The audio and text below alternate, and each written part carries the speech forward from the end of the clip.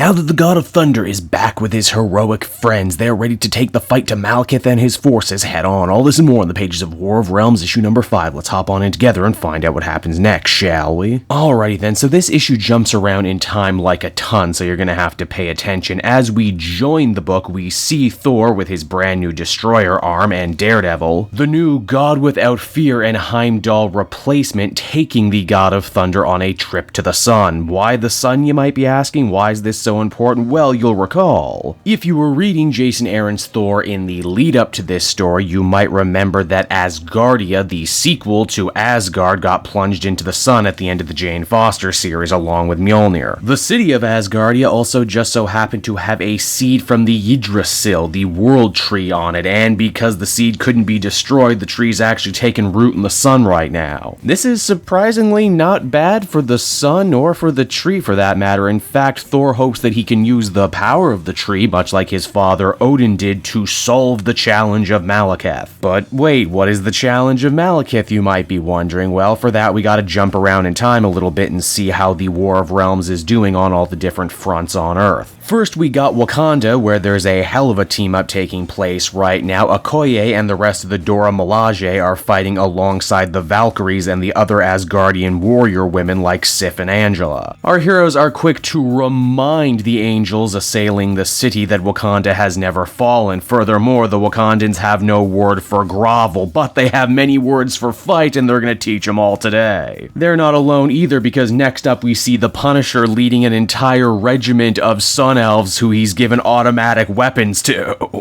The Punisher, Wakanda not falling. Hey, I'm just reminded that Jason Aaron actually wrote all these characters. In fact, he wrote a whole story about Wakanda fighting against the Skrulls in Secret Invasion. The whole middle part of this comic is basically a series of cool action shot montages where we see the heroes are actually starting to win for a change and take back ground from the bad guys. Speaking of characters Jason Aaron has written, here's Doctor Strange riding around in the Hell Charger hitting things with a giant axe. Don't pay attention to the fact that Boulder is there, because he's technically supposed to be in another tie, and then you got Spider-Man hanging out with the Spiders of Hel fighting a bunch of zombies. Another major victory the good guys win this issue is spearheaded by the agents of Wakanda as well as the rest of the Vanir gods. You'll remember that Roxxon had been using their technology to block every signal on Earth. I'm actually shocked this bit wasn't longer and more involved, especially when we see that Jane Foster and Ross Solomon show up to have a big showdown with Dario Agger, Roxxon's Minotaur boss and kind of their arch antagonist. Also, a couple months ago in an old issue of Avengers, didn't Jason Aaron seek to imply that maybe Dario Agger would turncoat on the rest of the villains? I guess he didn't get a chance to. We get treated to some more cool stuff like Wolverine briefly joining the Warriors 3 as well as the Fantastic Four holding out in New York, managing to bring down Laufey, the King of the Ice Giants, practically single-handedly. Thor himself is also whipping around catching up on lost time when he was missing on another planet, but the real bulk of the story doesn't kick in until Malekith sends a psychic message to Thor. Cause, you know, they're like connected and stuff, and it's here that the challenge gets made. You see, even though Malekith and his forces have been losing, they've pulled back to Stonehenge, an ancient site of much magic that Malekith is choosing to make his final stand at. You see, Malekith has put up a powerful magical ward, one that only Thor can enter through. Anyone else will die, and if Thor refuses to come and face him one-on-one, although not really one-on-one, then Freya and Odin will be killed. Yeah, they cheated death in the previous issue, which for Odin that makes twice now he's cheated death. All the Avengers think going there and fighting Malekith one-on-one would be a stupid idea and playing into the bad guy's hands exactly. That's why Thor went to the World Tree to try and get wiser. But here's the thing though, Jane Foster thinks she may very well have found a loophole in Malekith's challenge. Oh sure, only a Thor can breach the barrier, but there's more than one Thor. And to help pull off this admittedly insane plan, Jane decides to pick up the broken pieces of the ultimate hammer. Even though that hammer was seemingly alive and almost killed Volstagg before driving him crazy. And it's on that admittedly pretty damn exciting cliffhanger the comic comes to a close. So that was War of Realms issue number 5, everybody. And I gotta say, this penultimate issue really moves at a breakneck speed. It's almost like all the war in War of Realms was put right here. Pacing in general continues to be my only real complaint with this series. I like what's going on, I like what I'm seeing in the situations that have been put together, but at the same time I feel like nothing has time time to breathe properly. I mean, I guess that's what the tie-ins are here for, to really, milk the story potential out of this interesting story setup, but still. I guess therein lies the difference between Jason Aaron just writing Thor for 8 years, where he could do whatever he wanted and it never really interacted or got affected too much by outside events. Now it is the event. And it feels like he's trying so hard to not show Thor favoritism for people who may have just picked this book up for the first time, but to me, someone who has been reading all this time, feels a little thin in places. That's not to say it's bad or anything. When it's good, it's quite good. Nice action, cool splash pages, some nice stuff with Jane getting involved. Overall, I'd give this a 7.5 out of 10. Hey there everyone, Cape Joel again. Thank you so much for watching to the end of the video. I hope you enjoyed it, and if you did, why not take a look at some of these other videos I have available from the channel. Then you can follow me on Twitter and Facebook at Cape Joel, so you're always up to speed on what I'm doing next. And hey,